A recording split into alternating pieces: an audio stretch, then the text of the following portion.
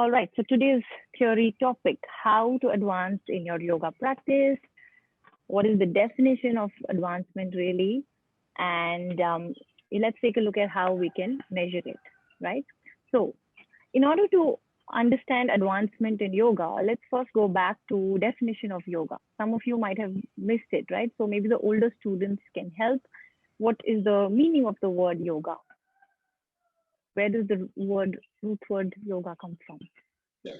Yuja means to unite, union. So unite, yes, union. Yuj, it comes from the word yuj, which means union. Okay, and union of what? Newer students, new students. Union of what?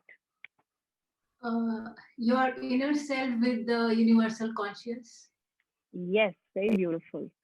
So our inner self, or this physical form that we are in this lifetime, with the universal cosmic consciousness or energy, which also a part of it flows through us, which we call the soul, right? So union really of the body, the mind, and the soul. Or that's why they say the body, mind, and the spirit. In Christianity, we say the name of the Father and the Son. So this, all of these things are the same.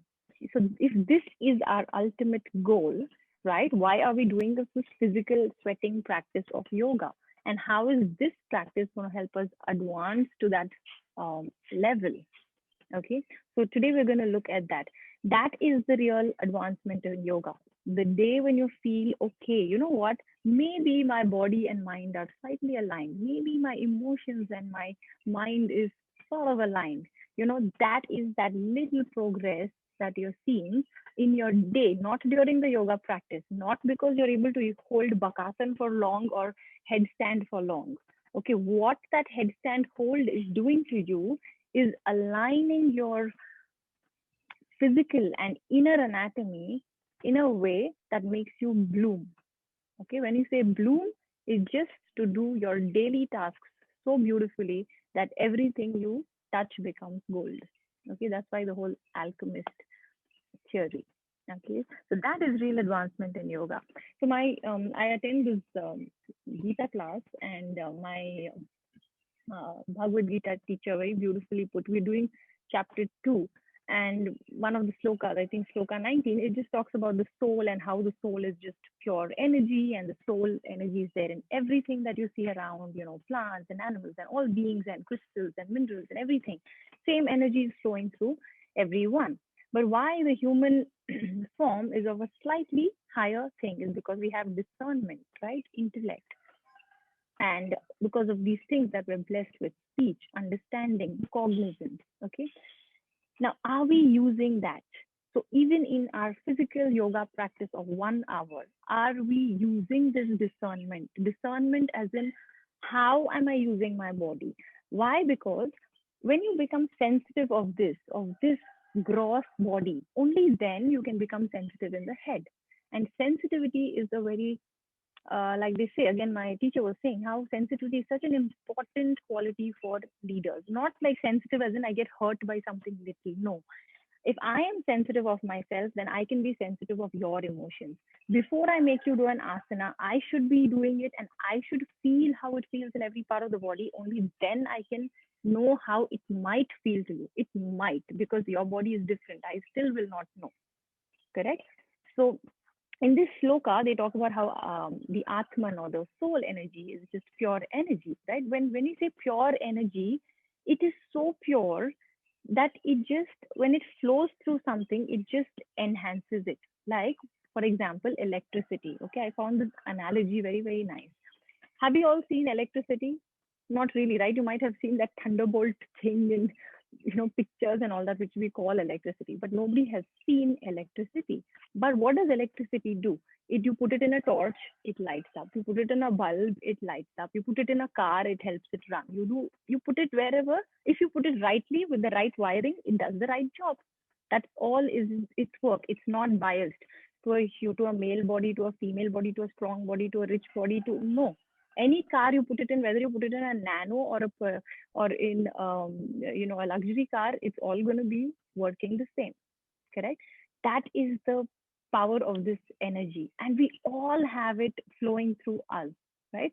It's called the nirakara nirgun. There's no akar, there's no form to it, Okay, and there's no, the gun to it is by this body that it is. So see, now the same energy is flowing through you, the same energy flowed through Osama bin Laden. Okay, he used it differently, correct?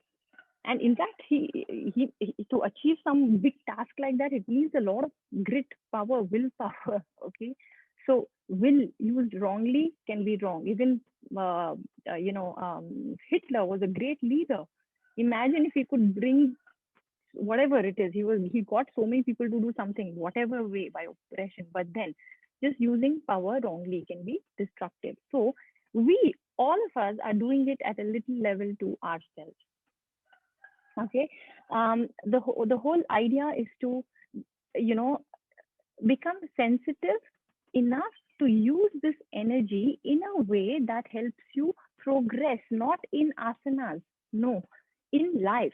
Okay, in your daily action. So if this 1 hour of yoga is not helping you with just having good moods, a good energy, like, like an ecstatic feeling through the day, then I'm not bothered if you're able to do a shirshasana or hold your thing for longer. It's of no importance, neither to you nor to me, right? There's no progress happening. So, interestingly, yesterday, my husband is into stock trading, etc. So he's crazy about it. So yesterday he was watching a video on YouTube by this like super rich millionaire called Vijay Kedia. If anybody is interested, I can share the interview with you. So he, self-made man, like he, I think, didn't complete even his 10th. His father died early, and then now he's like, he has like 500 crore of stock holding. Okay, so he was saying, the interviewer was asking him, so which books can we read for investment, for good investment? And he said Gita. Okay, and she was like, okay, so tell us, because least expected, right? Then he was saying that it's all about yoga. Our whole life is about yoga. When I'm doing my business, when I'm running something, जो मैं सोच रहा हूँ, जो मैं कर रहा हूँ, जो मैं कह रहा हूँ, all of it, is it, aligned? Otherwise, it's like throughout the day, have you noticed how it is just like how you did the asana? I'm saying, okay, interlock this, stretch it up, use your feet, stretch the feet, outer edge. By the time you do outer edge, hip is gone. By the time you do hip is hand is gone. Correct? Doesn't that happen to everyone? Okay. So same thing happens in our life. Okay, the minute I take my phone to message something, and then I see some other notification, I go into that, and then after some time I've forgotten what did I do this for. Like, it happens all the time. We are continuously distracted. Why? Our body, mind, and thoughts are not aligned. So that's why, as actually the whole thing of why people live in the Himalayas and hermits, is that they actually take an easier path of trying to reduce, minimalize everything so that they can actually focus. They have decided this lifetime, I want to do just this. So they're going to just focus on 2-3 things, and that's it. They just eat, they just sleep at the right time, just enough, and then they just do their dhyan. No distractions, nothing. But we are trying to do everything. You want to do meditation, you want to do this, you want to do that, we want to earn money, we want to be happy, we want to whatever, right?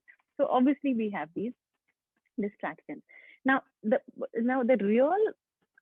measure of your progress, okay, this is the measure of your progress, is how you use your energy rightly through the day. So I want you to start being observant. In fact, this year, I really want us, at least with our yoga sessions, I want us to make it a goal.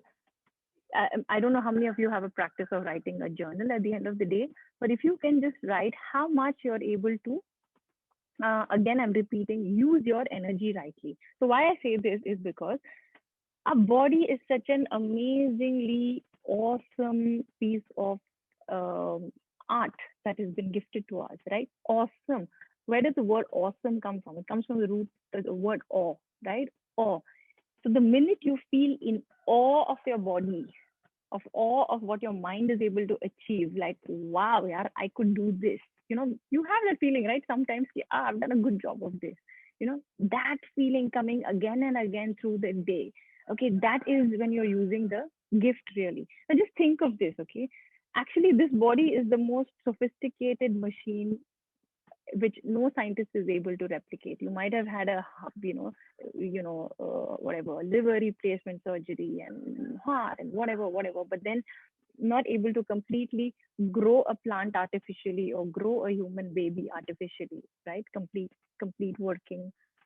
So now when you think of luxury machines, think of a luxury car. Okay, how much maintenance it requires? First of all, it's goddamn expensive. You put the most expensive fuel into it. But as a yogi, what is expected of you? Eat the simplest food. Just eat the most raw, basic fruits and vegetables. That's the fuel you need. That's it. Okay, and for a luxury car, how much maintenance does it need? There's always a big dent in your pocket. What is the maintenance you need? Do we even do any maintenance for our body? Hardly anything. Okay, but we are getting to do this 1 hour of yoga. Yoga is the highest form of physical activity that you can do. I'm not saying this because I'm teaching it, but if you go around to everything, eventually you will someday you will come back to it. In fact, they say all other physical activities are sort of taken from yoga. You show me any physical activity and I'll tell you which asana it will be related to. Any sport, anything. Okay. So that is one. And then interiors of your luxury car. How do you want it? You want it plush, right? You want it soft interiors. At the same time, you want it sturdy. Like you don't want some plasticky feel, right? When you close the door of a luxury car, it feels nice and solid and heavy. Similarly, your mind, you want it to be subtle. At the same time, you want to be strong, gritty, right? And no fluctuations of the mind. The vrittis should be removed. And this fluctuation is what you're removing through asanas. When I say focus on the hand and the feet and the hip and the head and the eyes, drishti, how is your tongue placed? You know, as you progress in yoga, you'll get subtle and subtle and subtle. So, in fact, like um, when you progress in yoga, right? When you do real progress in yoga, after you've done all this experiment, initially as a beginner, you always want to do advanced asanas. Okay, it's common with everybody. Once you do those advanced asanas, you'll do. Your body becomes so flexible, like a gymnast. You can do anything. Tab kya hoga? Tab will it excite you? Get your bend. You're able to bend your body 360 degrees. No, right? That time, what will excite you is, where am I able to place my eyes? Is my tongue rested? Is my breathing okay? The more subtle you go, right, it just feels really, really from inside. You feel that bloom that I was talking about. So this is it. And the measure of your yoga practice is, are you doing your dharma? Are you using your energy right? Okay. What is your dharma as a student is to learn, to apply these learnings. What is my dharma as a teacher? To make sure that you are learning and I am progressing so I can teach you better. Okay. So my little ritual that I do in the morning, my prayer before my yoga class is actually press on that participant list and I do a little prayer that I wish that whatever each of them wants, I'm able to teach exactly that today. It's because I'm not teaching. It's not my knowing or my knowledge. It's just the energy is flowing through me. I'm lucky enough to pass it on to you. And the more we learn any subject, believe me, I say, like, we know little. So when I came back from my course, if some of you were there, I said, I feel I know this much, and out of this much, I'm only able to share 10% with you. Okay, so it's a beautiful, beautiful, beautiful journey that we are on, and I'm not sure how much you take this 1 hour seriously, but for me, it is really my life. And when I hear from all of you that even little changes has brought, like, people say my day was good, or my arthritis pain is less, or this, because remember, right, if your body is not feeling good, if I put you in Taj Mahal or if I put you in the Swiss Alps, will you enjoy it? You cannot enjoy the beauty of life, okay, unless your body is supporting you. So all of our actions matter. Let's do it consciously and with awareness. And I promise you that your yoga practice, how many of you feel you're more sensitive about your feet in the last 2-3 weeks of practice? Were you sensitive about it last year? No, right? No, right? Isn't that an achievement? Isn't that a progress? Yeah. And why I wanted to start with feet is because I wanted us to start with grounding, with rooting. If you start with the head, it all just gets to the head, then it goes to the ego. right? So start always with grounding. Feet are very, very important. And if you learn about foot reflexology, remember when I did the Super Brain yoga class, foot reflexology, all the parts of the body are kind of placed on the foot and the hands, and then they keep getting activated. So again, it helps you align. Okay. So yeah, this is about it. Let's all measure our progress and keep me updated. Thank you. I You're don't know if this welcome. to say, Varsha, but I can just kiss you right now. Thank you, Malvika. Malvika is my classmate from engineering, and she's now in California. So we haven't met for a very long time. Yeah, looking forward to meeting you in Bangalore. Yes. All right, Bye. everyone. Bye Thank bye. you Have a so much. wonderful Varsha. Thank you. Friday, everyone. You're welcome. Bye bye.